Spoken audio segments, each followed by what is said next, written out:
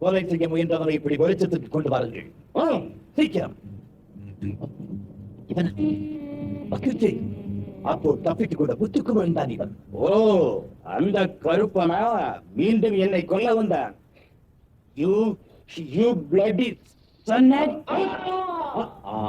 அவனை கொண்டதை நான் பார்த்துக் கொள்கிறேன். நீ சிரமப்பட வேண்டாம்.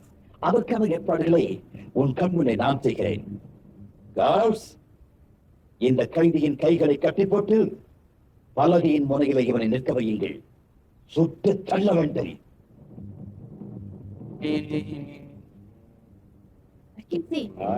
ஏன் அந்த ஆள் சுவரையே துரத்தி வருகிறான்? வந்தவர் ஆஷ்லியை காப்பாற்றினார். அவருக்கு நீங்கள் நன்றி சொல்ல வேண்டும். அவன் சாவதை முதலில் நான் பார்க்க வேண்டும். ஆஷ்லிக்கு நன்றி சொல்லுவது பின்னர். அந்த துப்பாக்கியின் ஸ்ட்ராட்டஜிகளை கொண்டு வாருங்கள். சுடு முன்னர் நான் அந்த தோட்டாக்களை சோதனை செய்ய வேண்டும். Oh, that's good.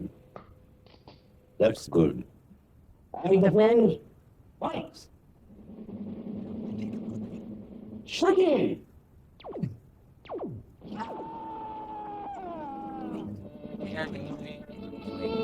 Oh God! எவ்வளவு இன்பமான காட்சி. என் எதிரி என் கண் முன்னாலேயே செத்தான். ஆஷ்லி, வீரர்கள் சரியாகத்தானே சுட்டார்கள். தப்பு ஏதும் நடக்கவில்லையே. எப்போதுமே சந்தேகம் வருகின்றது. அவன் இந்த நேரம் சுறாமீன்கள் கிரையாகி இருப்பான். மகிழ்ச்சி, உனக்கு காயம் அதிகம் இல்லையே? இல்லை. ஓ, சொந்திருக்கிறாள். போய் கேபினில் படுத்துக்கொள். எனும் மகிழ்ச்சி அழைக்கு செல். Thank you Ashley. Thank you very much.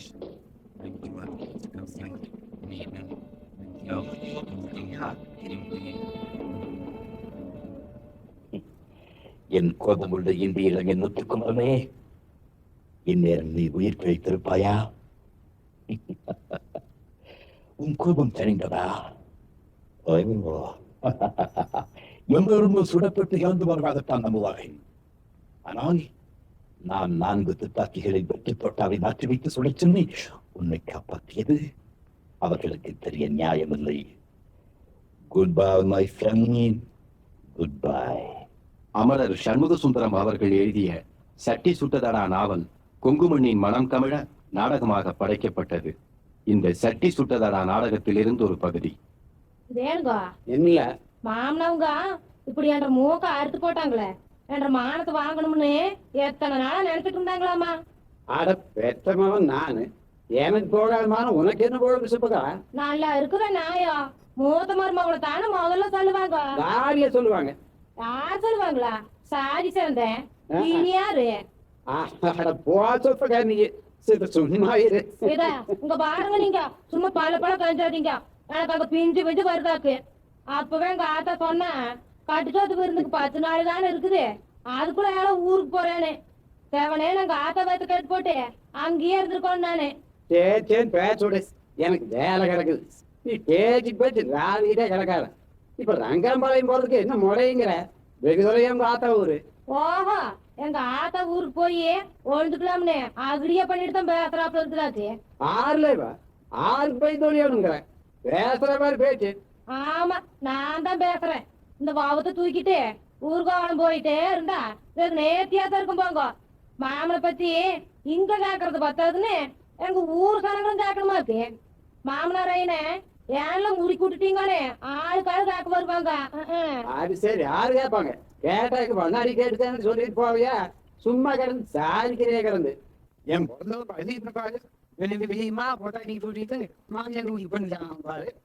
அவங்க பாருங்க, அவங்க யாரு கேட்குவாங்க? கேட்டாலுமே நம்ம இதான் கூட்டம் சொல்லி போடுவாங்க. வேலைக்கான கூட்டம் இல்லாது. பாப்பா பொண்ணா பாருங்கய்யா, ஏதாச்சும் வேணுங்களான்னு கேட்டு போலாம வந்துடுங்க. உப்பு தொட்டு கப்பூரம் வரைக்கும் நீ போன மாசம் கொடுத்ததுக்கே இத்தனை ரூபாய்ன்னு சொல்லலைன்னு அம்முடி சொல்லிக்கிட்டு இருக்குதேப்பா. சொன்னா போகுது எனக்கு முன்னாடி. அது முடியாதப்பல அடுத்த மாசம் சித்திரைக்கு பருத்தி வெடுப்புக்கு வந்ததுமே பணத்தை வாங்கிக்கோனா. ஆனா கணக்கு ஒழுங்கா இருக்கோனாமா. ஆத்துல போட்டாலே அளந்து போடணுமாப்பல. இது ஒண்ணு ஆறு இல்லைங்க முன்னாடி. ஊடுதானப்பா இல்லைங்க. அடே பின்ன என்னப்பா அது? இது சொர்க்க வாசலுங்க முன்னாடி, சொர்க்க வாசலுங்க. திரிசங்கு சொர்க்கம் அப்பா, திரிசங்கு சொர்க்கம். இப்போ நான் ரெண்டுங்கத்தான் நேரம் நிக்கிறேன். அதை விடு. ஏன் போனப்பா, என்னங்க? ஒன்ற குழந்தைக்கு சோறு விட்டு போறோம்னு சொன்னீங்க, ஆமா. சென்னிமலைக்கு போயிட்டு வந்துட்டியா? ஆட இப்படி தோண்டு போயிட்டிய. நான் வித்தியாசமா ஏதாச்சும் சொல்லி போட்டனா? சாமானம் சட்டை குளிச்சு போட்டு நீ பணம் வாங்கிக்க மாட்டேன்னு சொன்னா அப்புறம் கூட பணம் எப்படியப்பா பண்றது? உதவி செஞ்சவங்க வாக்கு போட்டு இப்படி பணம் வாங்காமலே குடிசா நீ சக்கு ஓட்டாடி ஆகி போய மாட்டியாக்கு. நீ நல்லா பொழைக்கணும்ல. என்ன போனப்பா, என்ன நான் சொல்றதே அது சொல்லு. இல்லைங்க ஐயா, அது நான் மலைக்கு போகலிங்க. போலியா? அந்த ஆண்டவன் கோயிலுக்கு நான் போகலிங்க. இந்த ஆண்டவன் கோயில தான் அன்னைக்குன்னு இப்படி ஒரு விசேஷம் ஆயிட்டுங்களே. ஓஹோ, அப்படியா? அதை சொல்றியாக்கு நீயே. இதே சிரிக்கிறாப்புலயே எப்பவும் பேசுறவ இன்னைக்கு உமலாம் பூஜை ஆகிட்டானேன்னு எனக்கு பெரிய சந்தேகமா போச்சுங்க. உன்ன மூளை செடியத்த வேலை செய்து போனப்பா. எடுக்கிட்டு வா, உள்ளார நாளைக்கு போய் பேசல வா. இருந்துன்னு யாரும் வர்றாங்களாட்டு இருக்குது, கணக்குள்ளாட்டு இருக்குது. அடையில வாங்க வாங்க, கணக்குள்ள தானப்புல. ஏனும் கணக்குள்ள இந்த கத்திரி வெயில்ல இவ்வளவு தரவா? வாங்க வாங்க, உள்ளே வந்துருங்க. சாலைக்குள்ள குழு குழுன்னு அம்மடி தண்ணி தொளிச்சிருக்குது. இங்க காடெல்லாம் ஆறுங்க குக்குவாங்க. ஆமா, என்ன பண்ணாடி பாக்குறதுனால முடியலீங்க. இப்ப ஏனுங்க, நானும் ஒளிஞ்சிட்டுங்களா? இந்தியாச்சு வீட்டுக்குள்ள இருந்தாருங்க. இப்ப பாருங்க, வீதிக்கே வந்து போட்டுங்களா. எந்த நாளைக்கும் அந்த கரகம் வந்துட்டு போகுது போங்க. ஜெயந்தன் அவர்கள் எழுதிய சிறுகதையின் நாடக வடிவம் இந்த சக்கரங்கள் ஏன் சுழல்வதில்லை. ஏராளமான நேயர்களின் வரவேற்பை பெற்றது இந்த நாடகம். கிருஷ்ணவேணி, எப்படி இருக்க? ஒன்னும் பயப்படாத, எல்லாம் குணமாயிடும். ஒரு 10 நாள் ஆஸ்பத்திரியில நீ பேசாம இருந்தா போதும். ராதா, அந்த ஆரஞ்சு பழத்தை அம்மா குடிச்சு கொடுமா. ஐயோ, என்னங்க இது? எனக்கு இப்படி வந்துடுது. நான் என்னங்க பண்ணுவேன்? எங்க 10 நாள் இருந்தா எக்கச்சக்கமான செலவு ஆகுங்களே. எனக்கு நான் வீட்லயே இருக்கேங்க. இந்த பாரு, பாக்கிய மறுபடியும் புலம்புறிய. பேசாம இரு கிருஷ்ணவேணி, சும்மா அலட்டிக்காத. இப்போ எனக்கு குணமா இல்லையா? செலவுக்கெல்லாம் என்னங்க பண்றீங்க? என்னமோ பண்றேன். டாக்டருக்கு எவ்வளவு கொடுப்பீங்க? பெட்டு மருந்துக்கெல்லாம் ரொம்ப அவசரம்னு சொல்றாங்களே. இந்த பாரு, யார் அப்படி சொல்றாங்க? பக்கத்து கிட்ட கேளுங்க. இப்ப எவ்வளவு வாரம் என்ன கிருஷ்ணவேணி, நான் சமாளிச்சுக்கிறேன். உடம்பு முக்கியம் இல்லையா? செலவு பார்த்தாகுமா? இந்த பாரு, நீ கவலைப்படாம, கவலைப்படாம வா கிருஷ்ணவேணி. படியிருக்கு பார்த்துட்டேன். தாங்களா எத்தோட பிடிச்சிக்க. அப்படியே வீட்டுக்குள்ள தான் பார்க்கலாம். பாரு, நீ இல்லாம இந்த 4 நாளா வீடே வெறிச்சின்னு போச்சு. ஏங்க, ஆஸ்பத்திரி செலவுக்கு என்ன பண்ணீங்க? கிருஷ்ணவேணி, ஏன் சும்மா அதையே பேசிட்டு இருக்க? செலவு என்ன ஆனாலும் நான் சமாளிச்சுக்குவேன். அந்த கவலையை விட சீக்கிரமா குணமாகி நீ வீட்டுக்கு வந்ததே பேசு. கடவுளோட சோதனையை பாத்தீங்களா? நமக்கு ஜான் ஏன்னா முழம் சேர்க்குது. அதான் பார்க்க பொண்ணு பெரிய நாயகி கல்யாணத்தை நல்லபடியா முடிச்சிட்டோங்கிற சந்தோஷத்துல இருந்தோம். அதுக்குள்ள இந்த தேக்க என்ன பத்திக்கிட்டே நாம என்னங்க பண்ணது? கடவுள் தான் காப்பாத்துறேன். பாரு கிருஷ்ணவேணி, கண்ணை தொடச்சுக்க. மனச தளர விடாத. கடவுள் உன்னை காப்பாத்திச்சோ இல்லையோ, நீ ஆசையா வளர்த்த லட்சுமி தான் உன்னை காப்பாத்திச்சு. என்ன சொல்றீங்க? ஆமா கிருஷ்ணவேணி, என்ன பண்ணிச்சு? லட்சுமியே 1000 ரூபாய்க்கு பக்கத்து தெரு வாழ்ந்து போகல விட்டு வைத்திய செலவு பார்க்க வேண்டியதா போயிடுச்சு. லட்சுமியை வித்துட்டீங்களா? ஆமா கிருஷ்ணவேணி, உங்க நாளைக்கு முன்ன நீ கிடத்தடியில ரத்த கக்கி வாந்தி எடுத்து மயக்கமா விழுந்துட்டேன். கையும் ஓடல, காலும் ஓடல. உடனே டாக்டர் கால் அனுப்பி வைத்தியம் பார்த்தோம். காச நோய் ஆரம்பத்திலேயே வைத்தியம் பார்த்தீங்கன்னா குணப்படுத்திடலாம்னு டாக்டர் சொன்னாரு. கையில காசு இல்லாத நமக்கு காசு நோய் தான் வருமே தவிர காசு நோய் எங்க வந்துச்சு? நீ ஒன்னும் கவலைப்படாத கிருஷ்ணவேணி. சீசு செல்லப்பா அவர்களின் நாவல் ஜீவனாம்சம் நாடகமாக ஒளிபரப்பப்பட்ட இந்த நாடகம் கேட்போரின் மனங்களை கரைத்தது. ஆனா இந்த தீண்டில நான் சுமத்தை ஏத்திண்டுட்டா நோக்கு கசக்கிறேன். நீ நினைக்கிறது ஒரு விதத்துல நியாயம்டா. இந்த தீண்டல் ஏன் புக்காட்டு எல்லைக்குள்ளேயே இருக்க வேண்டியது. எல்லை தாண்டி இங்க வந்துட்டு ஏன் தெரியுமா? அந்த எல்லையை விட்டு வெளியே வந்துட்டனா இங்க இருக்கிறதால. நான் இங்க இல்லாம வேற எங்க இருந்தாலும் வந்து தொத்திக்கு. நாளைக்கு நான் போயிட்டேனாலும் ஒரு 3 வயசு கடுவாசி நீங்களும் அவளுக்கு போட்டுத்தானே ஆகுது.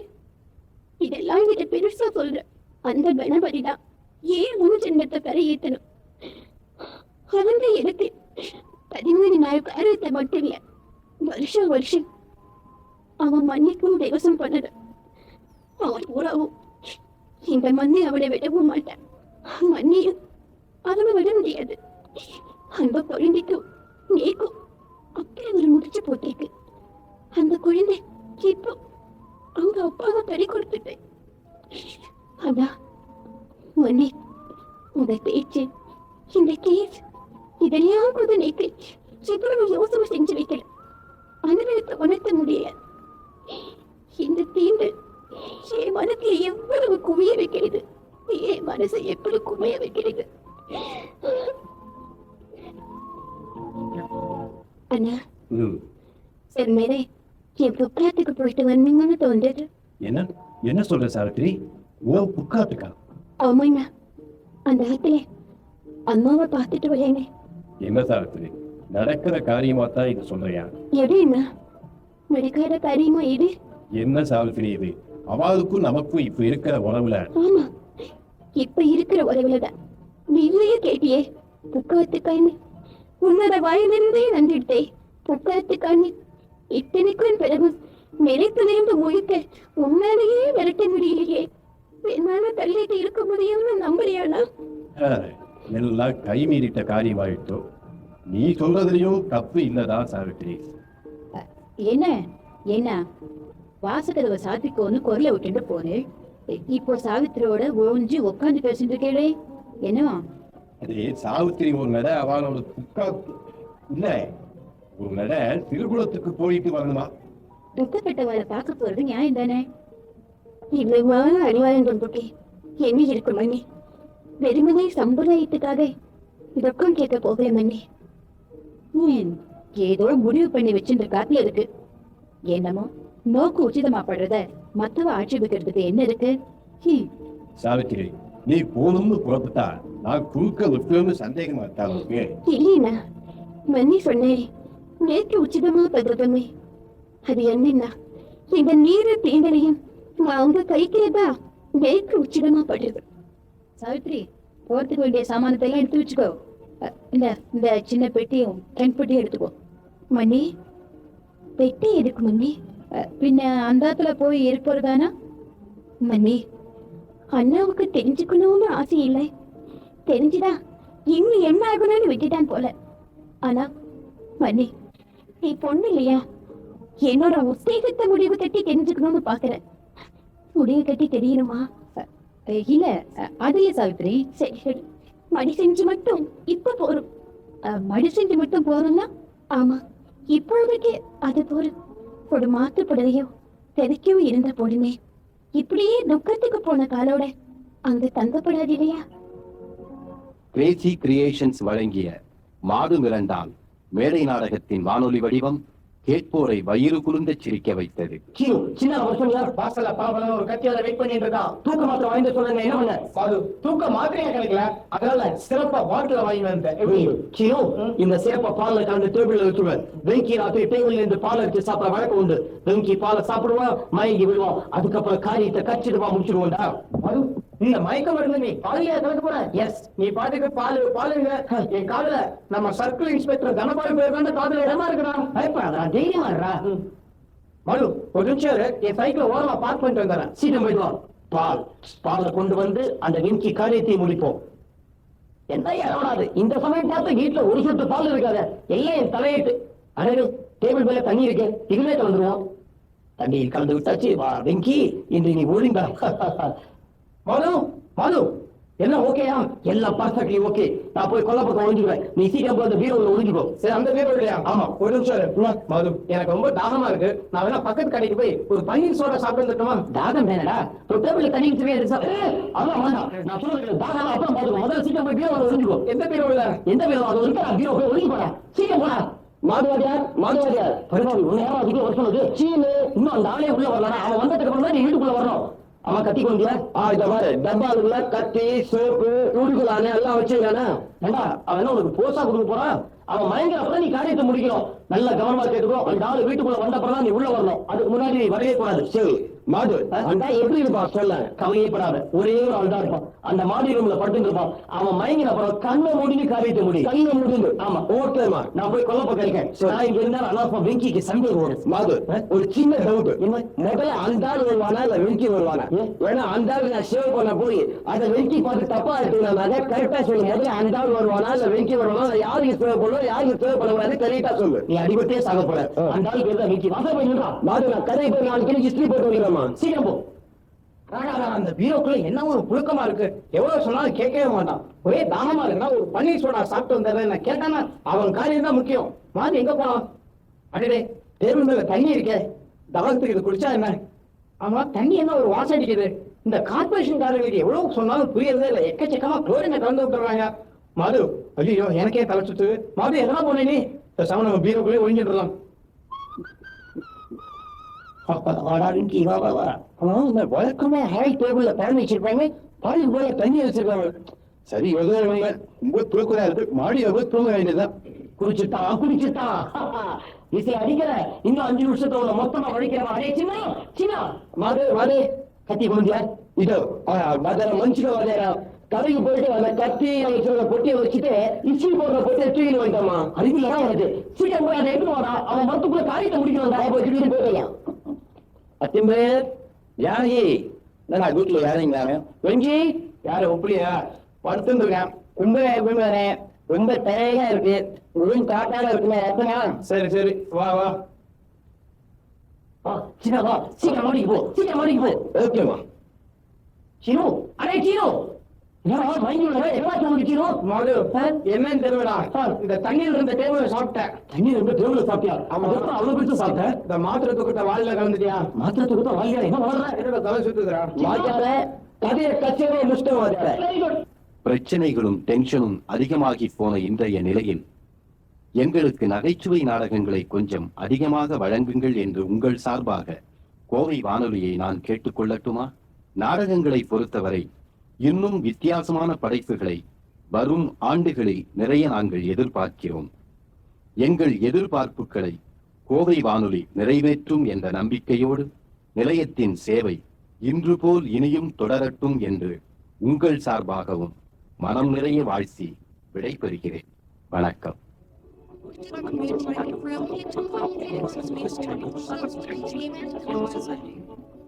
வெள்ளி அலைகள்.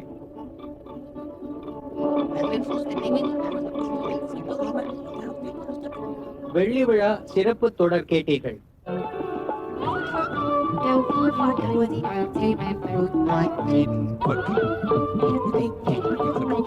இன்றைய நிகழ்ச்சியில் நீங்கள் இதுவரை கேட்டது நாடகங்கள் பற்றிய நினைவலைகள். வழங்கியவர் என்ன சுப்பிரமணியம் அவர்கள். அமைப்பு சூலூர் கணேஷ். நாளை காலை மணி 8:30க்கு புதையல் தொடர் பற்றி வழங்குபவர் டாக்டர் கா. Vellimalai.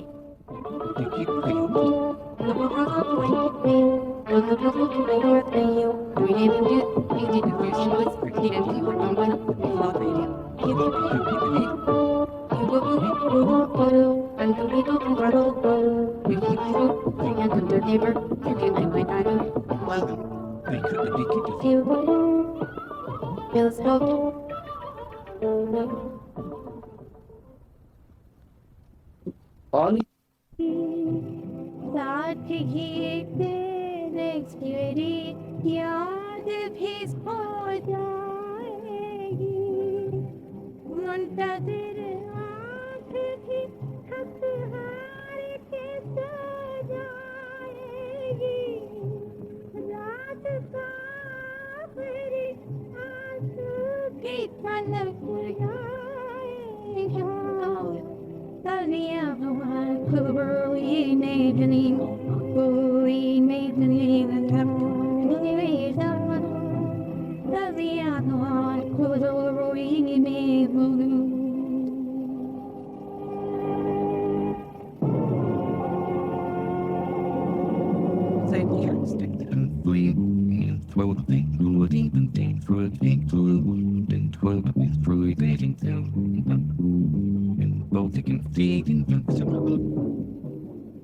Adiat, Tunga program after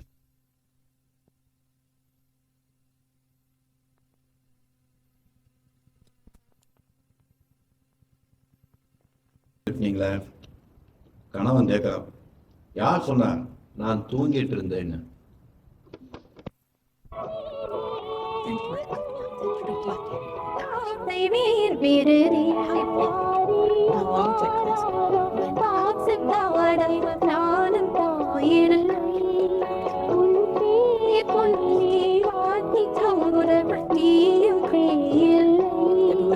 இது கால உறவுமே இனி என் பெரியவர்கள் இதை போல உறவுமே இனி என்னென்றும் தெரிவதில் பாட்டு பாட ஸ்நானம் பாயில்